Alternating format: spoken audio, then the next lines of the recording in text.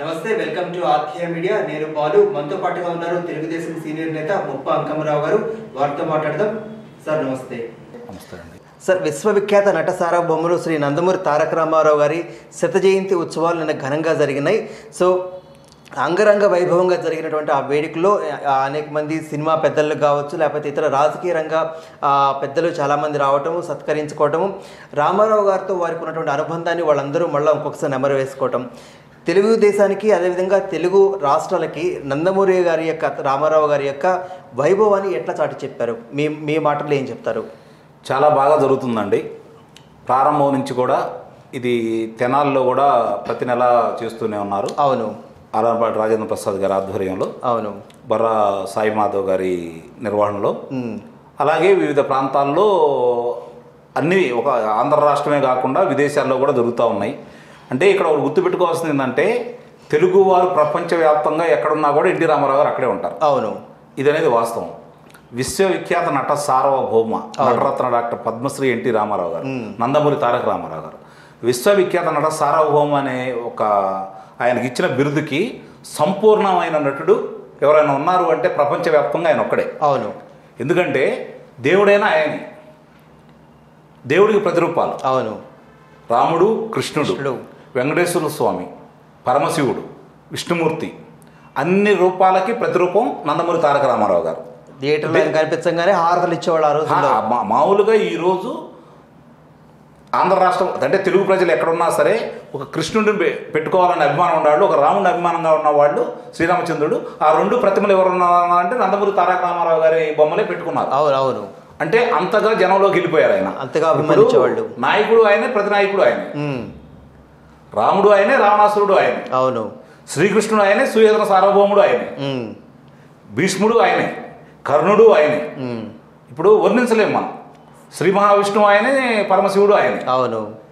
అలాగే చరిత్ర పురుషులకు సంబంధించినటువంటి పురుషుల యొక్క వారి సంబంధించినటువంటి ప్రతిరూపాలు కూడా మనకు ఆయన సాక్షాత్కరించారు. అవును. అంటే ఇక్కడ ఆయన విభిన్న పాత్రలు మిగిలిన ప్రపంచంలో ఎవరు చేయలేదు ఇలా. అవును, ఖచ్చితంగా. ఇప్పుడు వాళ్ళు కొన్ని వరకే చేసి ఉండొచ్చు, కానీ అన్ని రకాల పాత్రలు కాలానుగుణంగా సాంఘికం, మరి జానపదం, చారిత్రాత్మకం, ఇవన్నిటి కూడా పరిపూర్ణంగా చేసినాడు కాబట్టే విశ్వవిఖ్యాత నట సార్వభౌముడు అయ్యారు ఆయన, బృహన్నలతో సహా.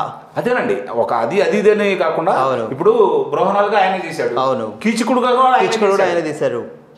ఇప్పుడు భీముడు చేశాడు, సుయోధనుడు చేశాడు, అన్ని రకాల పాత్రలు. అవును. అలాగే రాజు ఎలా ఉండాలి, రాజస్వం ఎలా ఉండాలని చెప్పి ఆయన చూసి కృష్ణదేవరాయలు కావచ్చు, జగదేక వీరుడు కావచ్చు, ఒకటే జానపదంలో కావచ్చు, చారిత్రాత్మకు సంబంధించిన విషయం కావచ్చు, ఆయన అభినయం, ఆయన ఆహార్యం జనంలో అలా ముద్ర పడిపోయింది అనమాట. అలాగే నిరుపేద రాజుపేద అనే సినిమాలో ఈ రోజుకి నాకు చాలా చిన్నపిల్లవాడిని, నాకు ఆయన పుట్టతలికి వచ్చిన సినిమా అంటారు అది. మరి అలాంటి సినిమాల్లో కూడా గంజి తాగటానికి ఆయన ఇలా తాగిన విధానం ఈరోజు చూస్తే మనకు చాలా ఆశ్చర్యం వేస్తాం. అవును. అంటే ఆయన ఏ పాత్ర చేసినా వారికి పరిపూర్ణంగా ఆ పాత్రలో పరకాయ ప్రవేశం చేసి దానికి న్యాయం చేశారు కాబట్టి ఆయన విశ్వవిఖ్యాత నట సార్వభౌముడు అయ్యారు. ఇప్పుడు ఆయన వర్ణించాలి అంటే అది మాటలతోటి సాధ్యమయ్యే పని కాదు. అవును. ఒక రోజుతోటో ఒక గంటతోటో దాన్ని మనం మాట్లాడలేము. అది ఇప్పుడు వచ్చిన పెద్దలందరూ ఇక్కడ నిన్న జరిగినటువంటి హైదరాబాద్లో జరిగినటువంటి కార్యక్రమం చూసుకుంటే వచ్చిన వాళ్ళందరూ మనస్ఫూర్తిగా వాళ్ళ అనుభూతుల్ని, అనుభవాలని పంచుకున్నారు. చాలా స్పష్టంగా అరమరికలు లేకుండా వారిని కీర్తించడం జరిగింది. ఎందుకంటే తెలుగు వారికి ఒక గుర్తింపు తీసుకొచ్చిన వ్యక్తి నందమూరి తారక రామారావు గారు. మద్రాసీలు కాదురా వీళ్ళు, ఆంధ్రులు, తెలుగు వాళ్ళు ప్రపంచంలో వీళ్ళు ఉన్నారు. ఇప్పుడు దాకా మద్రాసీల కింద వీళ్ళు నలిగిపోయారు. వీళ్ళంటూ స్పష్టంగా ఒక జాతి అనేది ఉంది, ఇది గొప్ప జాతి, ఇలా ప్రత్యేకమైన గుర్తింపు ఉంది, దాని ఇప్పుడు దాకా మరుగున పడింది అని చెప్పని మరుగున పడిన ఈ జాతి యొక్క కీర్తి కిరీటాలని ప్రపంచానికి చాటినటువంటి గొప్ప ధన్యజీవి. అవును. తెలుగువారిగా పుట్టడం మన అదృష్టం.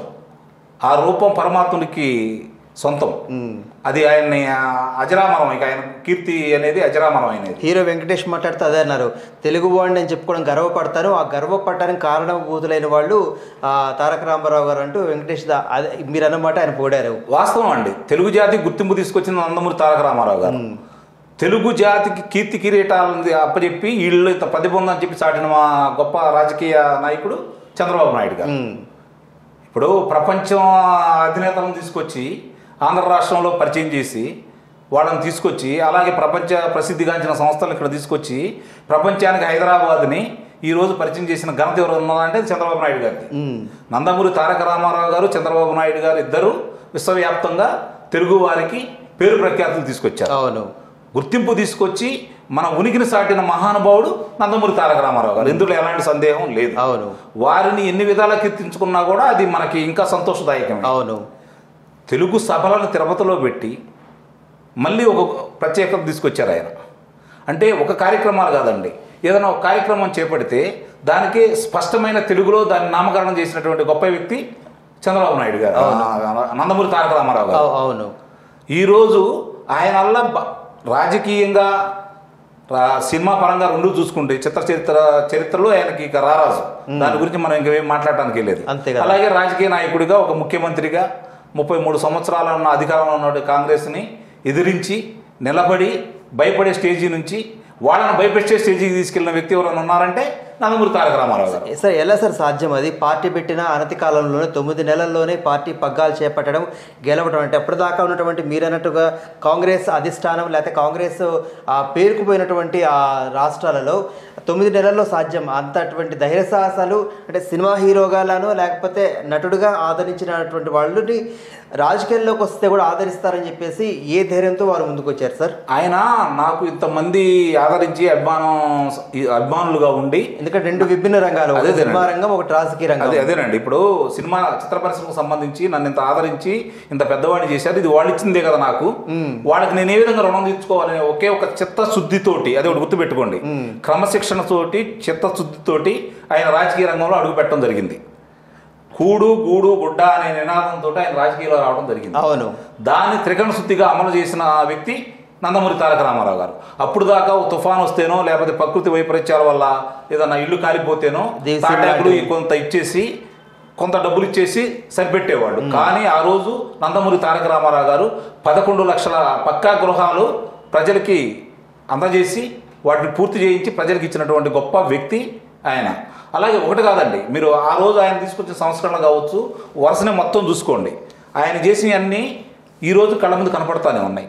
పంచాయతీ భవనాలు, సొసైటీ భవనాలు, అలాగే బస్సు స్టాండ్లు, కాంప్లెక్స్లు, మీరు వరుసనే ఏదన్నా చూసుకోండి. అవును, చాలా స్పష్టంగా ప్రజలకి ఉపయోగపడేవి, శాశ్వతంగా నిలబడేవి, ఆయన మనోఫలకం మీదకి వచ్చినవన్నీ పరిపూర్ణంగా పూర్తి చేశాడు. కాబట్టే ఆయన అంత గొప్ప వ్యక్తి అయ్యాడు.